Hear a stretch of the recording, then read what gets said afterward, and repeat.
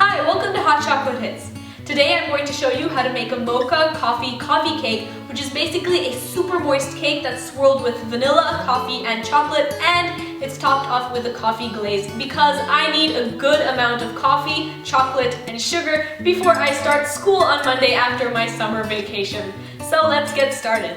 Cream together 3/4 of a cup of butter with 1 cup of granulated sugar. Make sure your butter is nice and soft and it's unsalted, and you just want to whisk these ingredients together in a medium-sized bowl until they are light and fluffy. Then you want to add in 2 whole eggs, beating well after each addition. Now here's a tip for making delicious cakes. Make sure you beat the mixture well before you add the flour, like now or when you're creaming the butter and sugar together, because you're incorporating air into the batter, which will result in a softer crumb and a lighter and fluffier texture. So once the eggs are well blended into the batter, you're going to add in 2 teaspoons of vanilla extract and get that incorporated as well. Vanilla has a beautiful smell to it, so I strongly suggest you add it. Now we're going to add in a teaspoon of baking powder, half a teaspoon of baking soda, and half a teaspoon of salt. Mix it all together.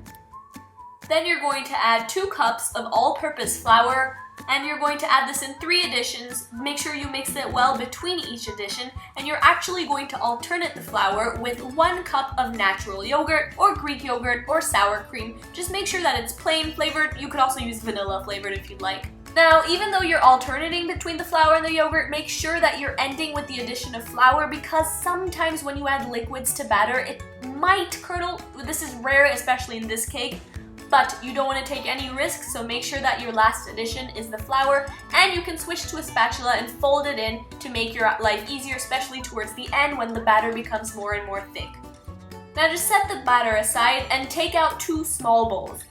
In one of the small bowls, you're going to combine 2 tablespoons of instant espresso powder or granules with 1 tablespoon and a half of hot water, and then you're just going to blend these together until the coffee is dissolved. So make sure you use hot water so that it's easier to dissolve. Then set that aside, and in the second bowl, combine 2 tablespoons of cocoa powder with 2 tablespoons of hot water and blend those together until you get a nice smooth paste. Now we're going to get to marbling the mixture. So you're going to take that vanilla batter and you're going to divide it into 3 portions. You're going to keep 1 in that original bowl, and you're going to add 1/3 of the mixture to each of those smaller bowls.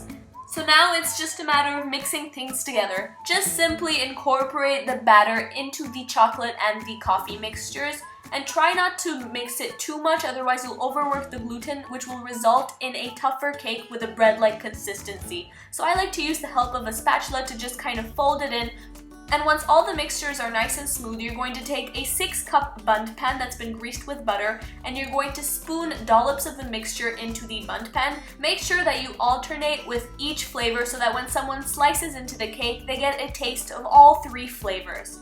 What's cool about this particular cake is that you're going to end up with a marble-like effect whether you swirl a knife through the batter or not. Just make sure that you've distributed those dollops of each flavor throughout the bundt pan. Give the pan a couple of taps on the countertop to even out the surface, then pop it into a 350 Fahrenheit or 180 degrees Celsius oven for about an hour. To make the glaze, combine 2 teaspoons of instant espresso powder or granules with 2 tablespoons of hot water and just stir together until smooth. Now add in 3/4 of a cup of powdered sugar and stir until well blended. Sifting does help. You can adjust the consistency of the glaze by adding more powdered sugar if it's too thin or more hot water if it's too thick. Now all that's left is drizzling it atop of the cooled cake. Run a knife around the pan so that the cake comes out easier, and then invert it onto a stand or a plate. I encourage you guys to use a silicone baking pan because it makes cleanup a lot easier and the cake comes out a whole lot easier as well.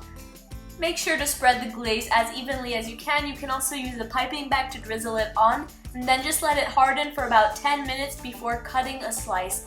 Oh sweet lord, behold this gorgeous cake in front of you. Look how nicely it cuts, and just look at how pretty it is on the inside. If you like moist cakes, this one is a winner. Man, you guys, this cake is just so darn delicious. I love how the chocolate and the coffee and the vanilla work together, and trust me, it will keep you awake in the morning. And I can't get over how light and fluffy it is. Thanks so much for watching, you guys. I want to know what you eat to kickstart your day or before you go to work or before you go to school. So leave your answer in the comments down below, and maybe I'll feature your response in my next video. If you liked learning how to make this cake that's so delicious, please give me a thumbs up. And don't forget to subscribe if you want to stay updated with all of my videos. Thanks for watching once again, and I will see you next time. Bye-bye.